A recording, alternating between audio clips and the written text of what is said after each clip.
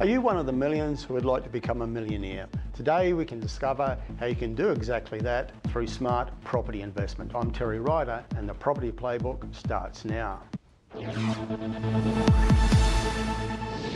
The term millionaire is generally applied to successful business people, but more and more Australians are earning their first $1 million through property investment. It's a goal for many people using property to become financially independent and live their life on their own terms. How can you achieve it? To find out, I'm joined by a professional investor and mentor of others, Sanjeev Sah. Sanjeev, welcome. Thank you, Terry. You started a business called Investor's Dream, I think maybe 6 years ago. How did that actually come about?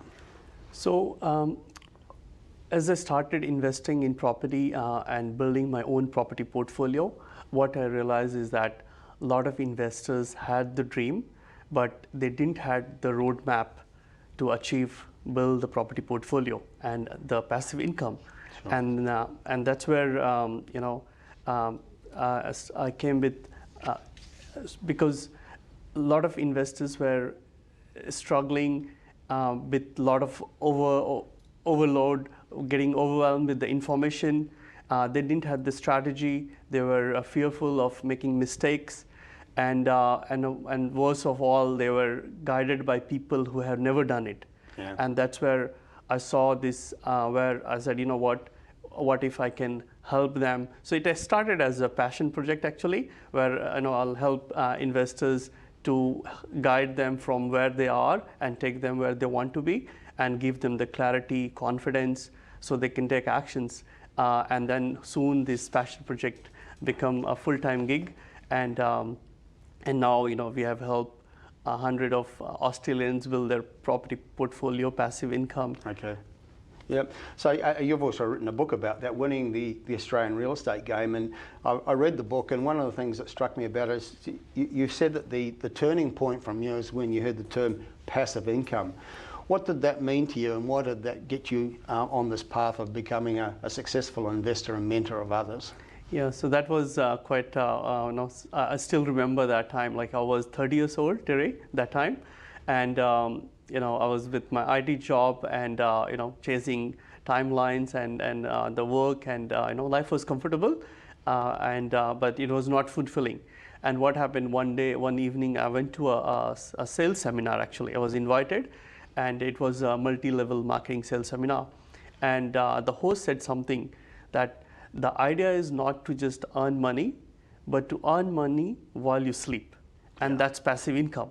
And that is something I heard for the first time. I know it gave me a light bulb moment, and I said, wow, because so far all I knew is like to be rich is work hard, get in the corporate ladder.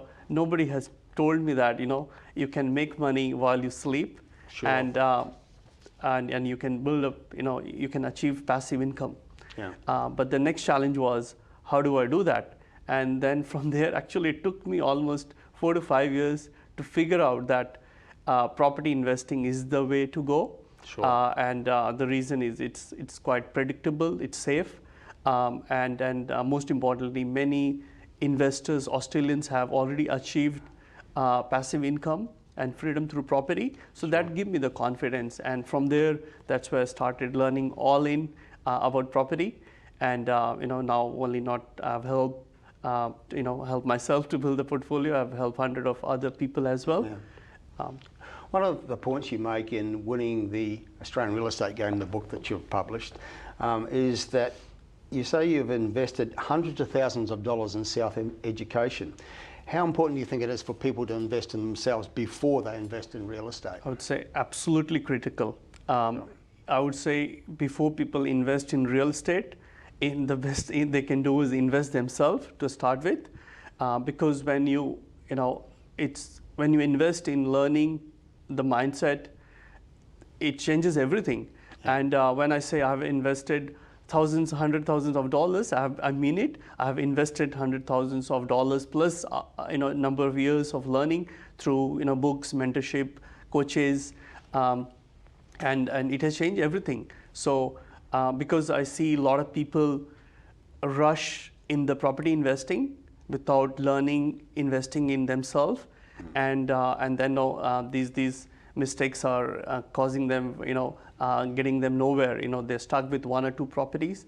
But at the same time, when people are investing in self-education, they're making those strategic decisions with the big dollars, and the results are totally different. So if people are thinking, self-education is the cost, I would say no, it's not. It's a multiplier.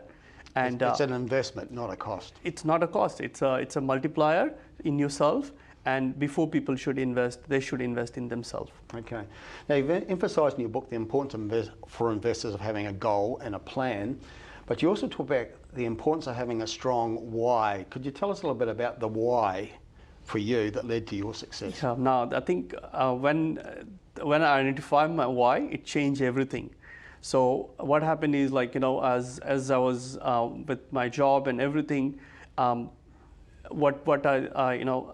because as I started learning about property, what I identified that you can have freedom, right, and have passive income, and that enabled me to push myself for a stronger why, where I can achieve, because earlier I didn't know that you can have freedom, right, and you can achieve everything. I thought maybe it is meant to be like that, but as I started learning, I identified my why, which was it was not just about financial freedom, but also about spending time with my family, parents, and having more choices in life. And so that my why also pushes me to get better, invest in self-education, take more action, so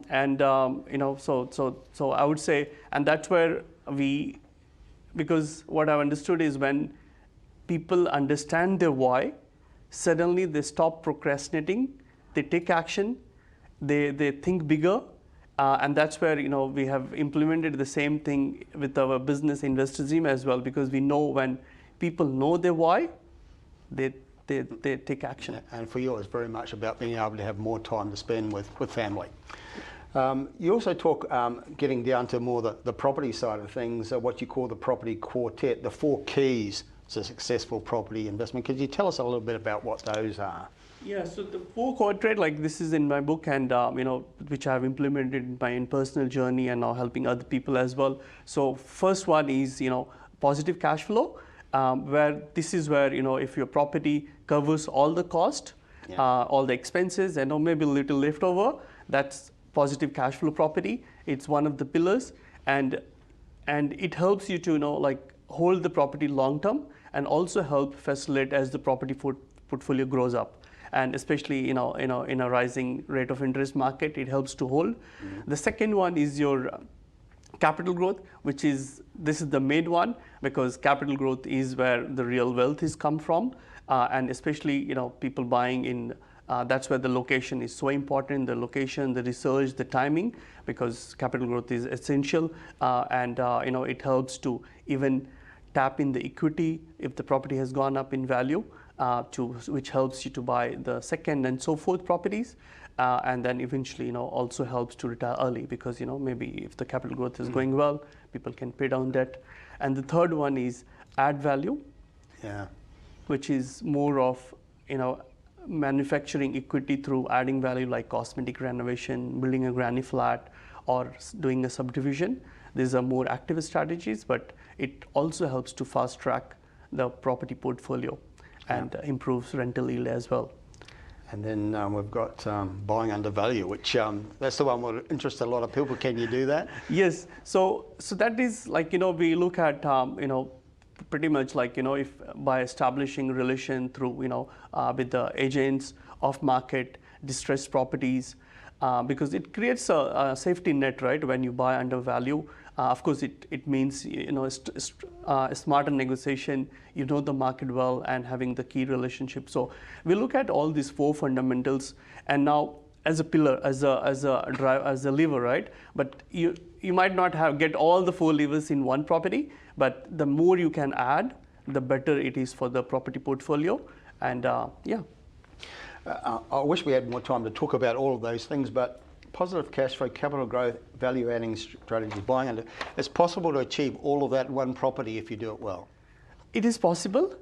We have done it, but I would suggest like try to have as much as these levers out of 4, even you get 3 is good enough. Yeah. Now you emphasise key capital growth drivers, and we certainly agree with those at Hotspotting. Tell us about some of the key drivers that you look for. So when it comes to capital growth, we look at the 4 core fundamentals of growth, which is, number 1 is your economy. When we look at region which has got a diversified economy, when businesses are thriving, they're growing, so that brings, when public and private investments are happening in the area, that bring confidence in the market, which drives property prices as well. And so when we're looking at, we try to look for region which has got not just one economy, but multiple diversified economy. Yeah. I think the local economy is so important, isn't it? To have a strong, diverse economy that's creating jobs, because that's where real estate demand comes from, and from that demand, that's where your growth is going to happen. Very true.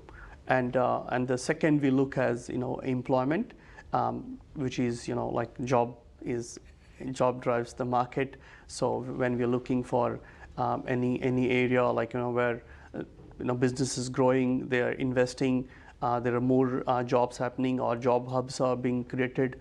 So because when people can live and work in the same area, they live longer, they stay longer in the area, they invest and eventually buy properties, and that's also create growth and demand, right? Okay. So, yeah. Just to finish off, Sanjeev, I think that key piece of information for people is that ability to buy undervalued. Could you tell us a little bit more about that? Very much about having relationships with the right people to be able to achieve that. Yeah. So see, underbuying is like the first thing is understanding the local area very well. Because the knowledge is key, and that's why at Investors Dream we drive, go to this area, meet the locals, understand, and that is your key part. Like not only looking at the suburb level, but at the street level is one thing. So knowledge is the primary one, and as you're doing that, right, you're talking to the agents, you build the relationship, and that's where the off-market, pre-market property comes. Yeah. Also about buying at the right time in areas. If you're buying in a frenzied market that's booming, it's going to be very hard to buy under market, of course. True, and that's why a lot of the time we avoid those super hype markets, and try to find opportunities where it is not super hyped, and and try to remove the emotion while buying and get into those good undervalued deals. Yeah. Sure. Sanjeev Sah from Investors Dream, thank you for your time today. That's the play for today. This program has been brought to you by hotspotting.com.au. This is Tika. We'll be right back.